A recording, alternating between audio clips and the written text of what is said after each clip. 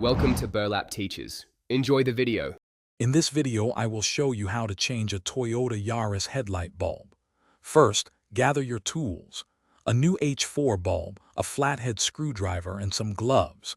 Make sure your vehicle's engine is off and the parking brake is engaged for safety. Now, open the hood and find the back of the headlight assembly you need to work on. This preparation ensures a smooth and safe replacement process. Next, carefully disconnect the electrical connector from the back of the headlight bulb. It usually pulls straight off. After that, gently remove the rubber dust cover. It helps protect the bulb from moisture and dirt.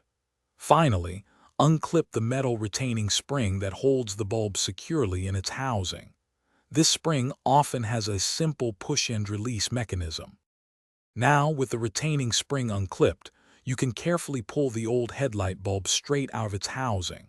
When handling the new H4 bulb, remember to avoid touching the glass with your bare hands, as oils can reduce its lifespan. Gently insert the new bulb, making sure its tabs align perfectly with the slots in the headlight housing. It should fit snugly. To finish up, secure the retaining spring back over the new bulb to hold it firmly in place.